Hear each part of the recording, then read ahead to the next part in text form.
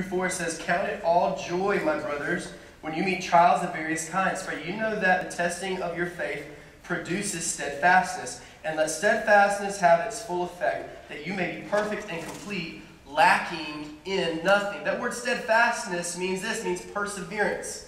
The word steadfastness means perseverance. Count it all joy. As you guys saw in that video right there, this verse is a perfect example and illustration of the life that Joseph lived. If you're following along with us in the Bible in the course of a year, hopefully you are. If you haven't yet, jump on into it right now.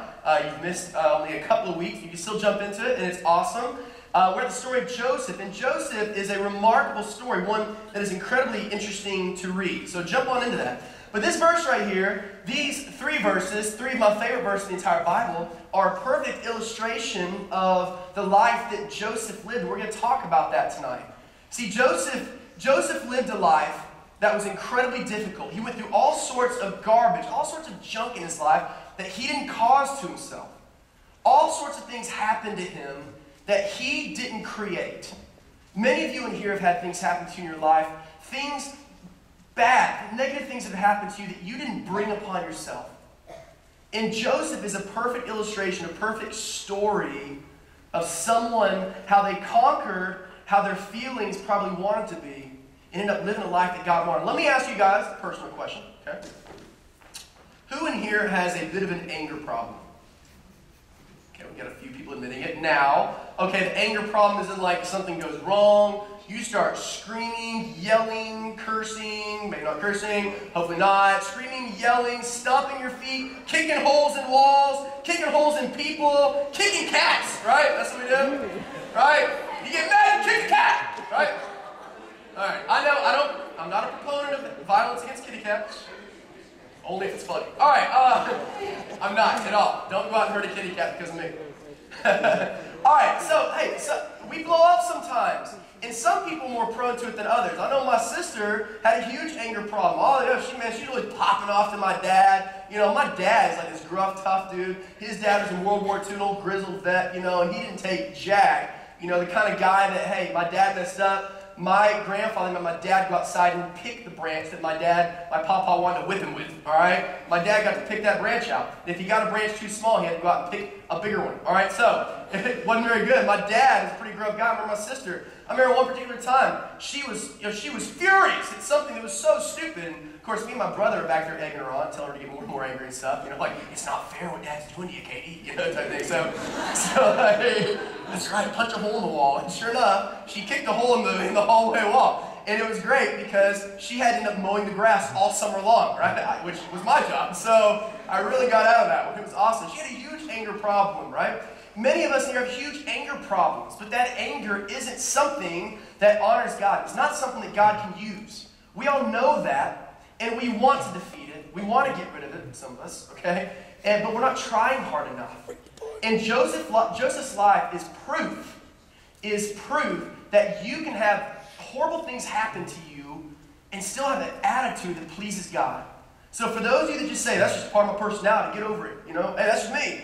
I get angry, get over it, okay? That's not godly at all. That's not the right response, all right? I was going to ask some of you guys to point out other people in here who have anger problems and cause arguments, but I'm not going to do that, okay? I wouldn't do that. I don't want to point anybody out.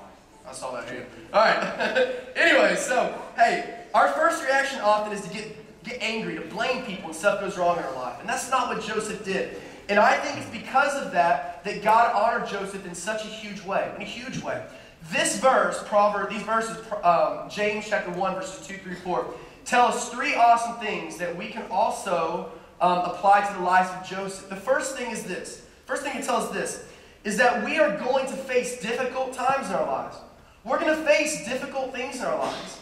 I love the verse. It says, "Consider it joy, my brothers, when you face trials of many kinds." If you'll notice there, he didn't say if you face trials of many kinds. He didn't say, consider joy if you face trials of many kinds. He said, consider joy when you face trials of many kinds. These things are absolutely going to happen to you. There's not a Bible character, right, that we really read about There may be one, but there's not very many of them that just live this scot-free, easy life that we read about in the Bible. Many of them had big issues they had to overcome, whether they did it to themselves or someone else did it to them, or God allowed it to happen to them. Someone name one of those characters for me, besides Joseph. Jesus. All right, Jesus, yes. Who else? Noah, Paul. Who else? Moses. All right, on the count of three, everyone scream a name. 1, 2, 3. You're exactly right. All right, all those people. Hopefully, one of you probably said something stupid. Because that's what I'd have done. All right, just saying. Look, Joseph is no different than all these other characters in the Bible. Joseph's no different than that.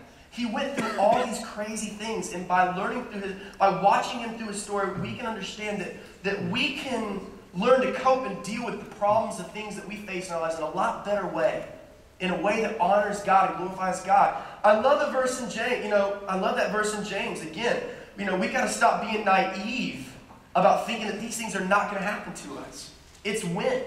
It's when it happens to us. Again, not if it happens to us, but when it happens to us. Let's look at the life of Joseph just for a second. Let's look what he went through.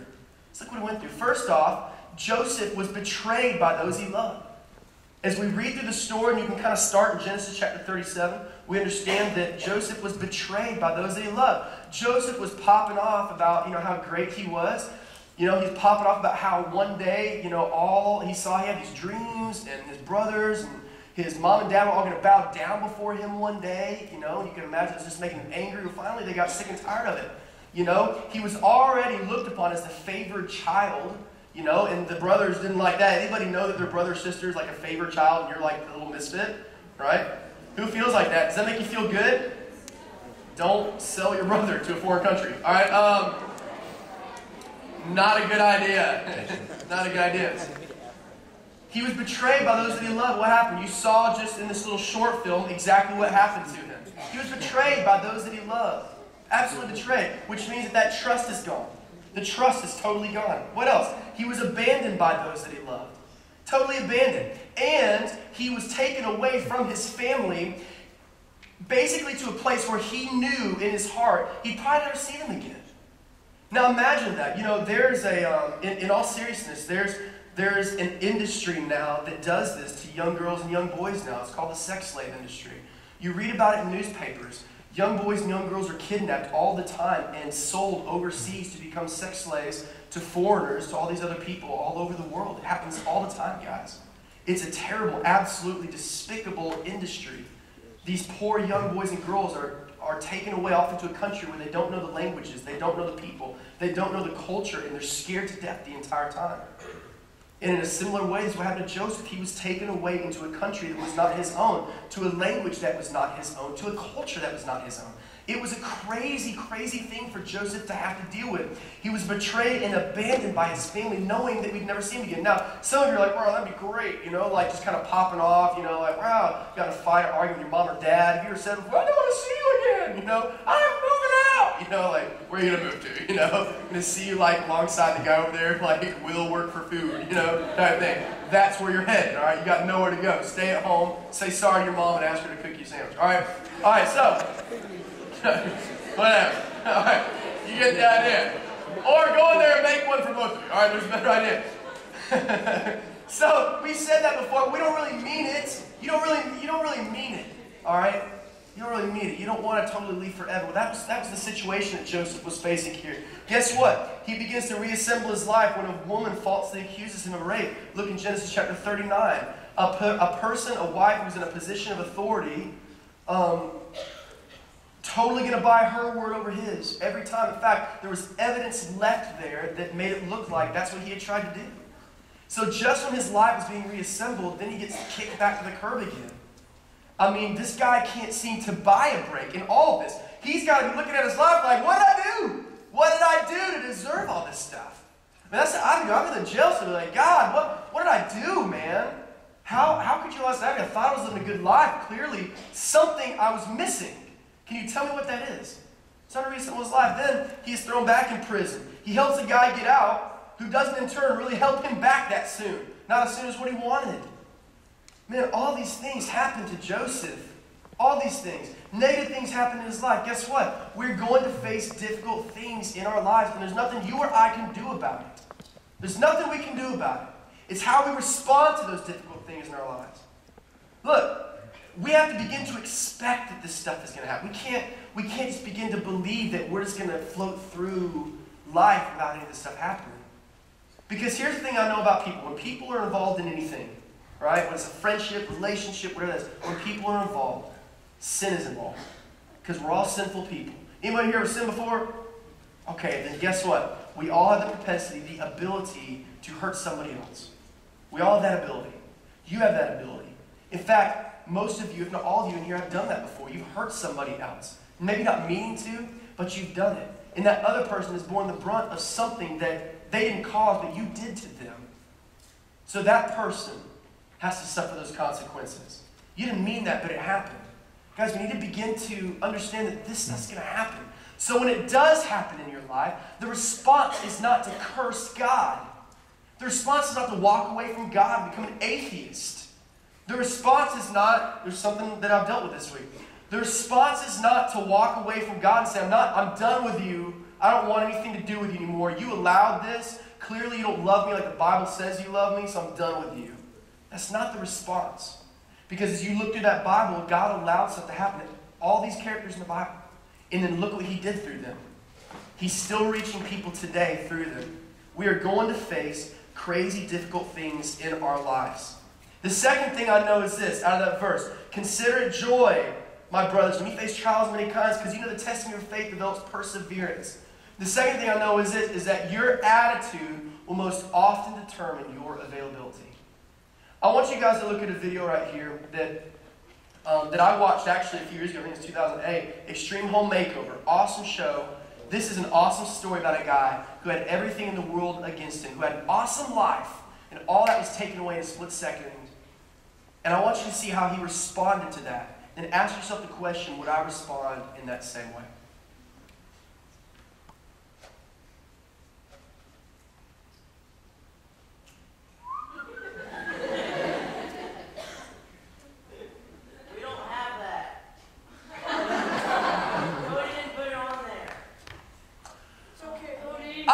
Watch that video anymore.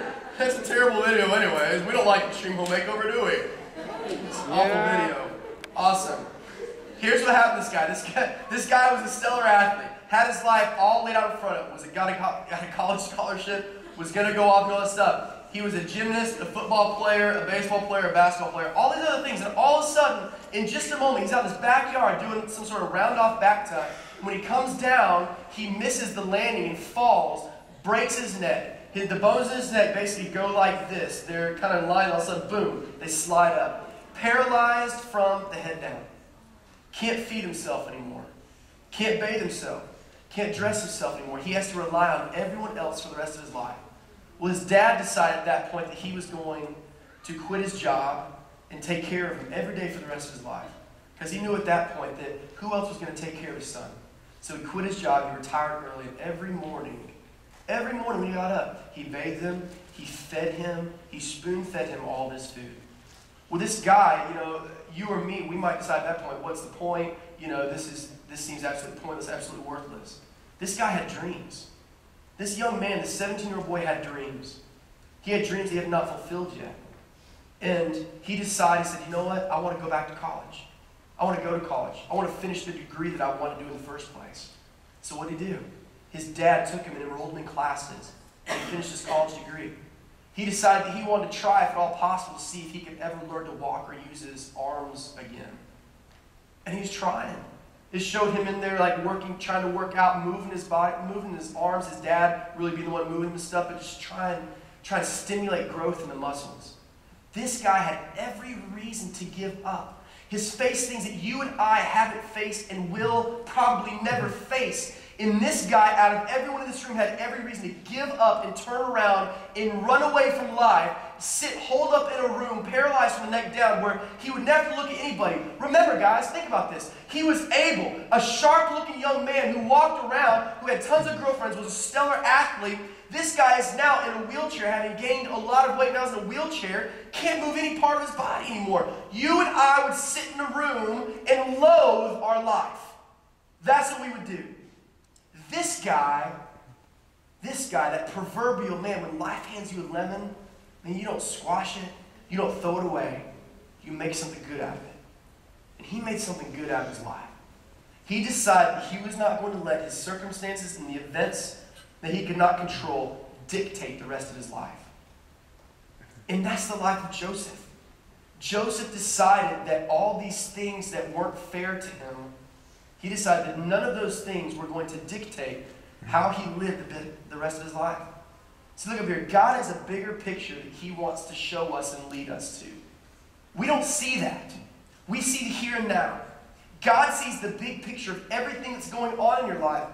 So when Joseph was sitting in that dugout pit, in that cistern, waiting for someone to come by and buy him, when he didn't know what was going on, God knew years in advance that he would be used to preserve the very people that came, that tried to kill him first, and then sold him into slavery.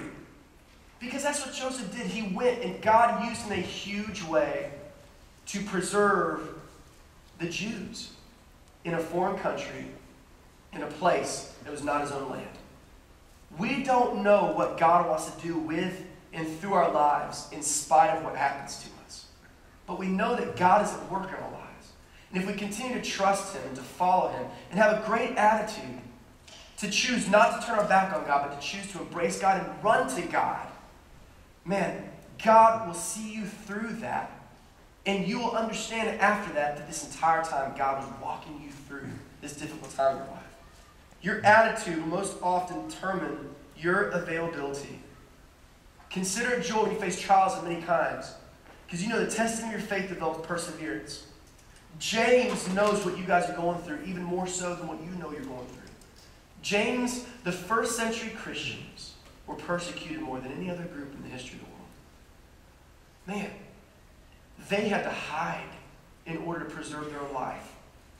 They had to, in order to go to read the Bible, the Torah, they had to go and hide in homes, hide in pits, hide in caves, go out in the countryside and hide in different places. Because the government was out to kill them. If they saw them, they killed them on spot.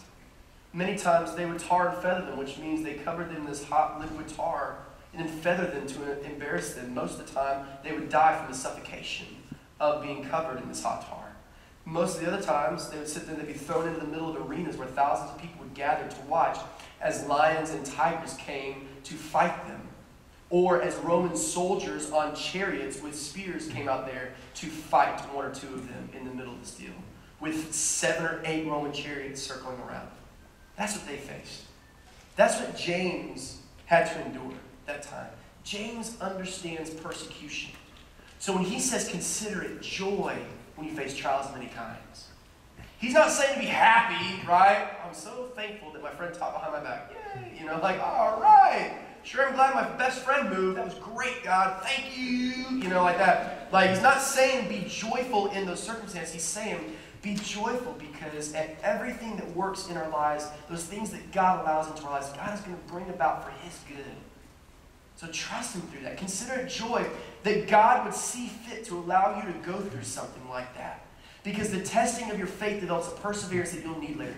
Joseph needed all the perseverance that he gained while he was sitting there in that pit, while he was sitting there in that jail cell, while he was accused of rape, while he was sitting there in that jail cell again, while he was serving a foreign governor, while he was serving a foreign ruler. Joseph needed all the perseverance he gained so that he could bring that country and ultimately that entire part of the world out of famine that they wouldn't have come out of otherwise. You don't know what God's going to do through that circumstance that you're going through. And that's the last thing to understand about this verse. Consider it joy when you face trials of many kinds, because you know the testing of your faith develops perseverance. That perseverance is basically needed to run the race of life. You need it. God is not done at work in you. Not one of you. He's not done. You heard us talking about you could have run as far away from God as you possibly can. God's not done at work in you. You might be in here because your parents drug you here and you don't want anything to do with being here right now. You might be here, and you're just here just hanging out, just goofing off. God's not done at work in you. And I want you to keep coming, because one day it's going to connect, and you're going to understand that God is not done at work in you. Trust God through that. We're all going to go through difficult times in our lives. Every single one of us is going to. But you need to understand that your attitude will determine your availability and your ability to withstand that and come out on top. And you need to know that God is not done at work in you. He's not done. And that's awesome. That's a great comforting thing. When everyone else turns their back on us, God won't. He won't. God, I lift up every single one of these people in here who were honest with you tonight and said, I have attitude problems that are determining my availability, that are making me unavailable to you. And I want that to change. God, I lift up every one of these students in here, every one of these people in here that raised their hand. I ask you, Lord, to help give them that self-control, to get rid of the attitude, and to embrace your attitude on life. The same attitude your son had, that when people persecuted him, he continued to love. When things did not go as they should have, he continued to love and trust you. Help them with that, God. Help them get rid of the anger issues that some of these students and people have in here. And if they have been angry to someone, or they have sinned in that anger against someone, I ask you now to help them, give them the strength and the courage to go and apologize. And I pray these things in Jesus Christ's name. Amen.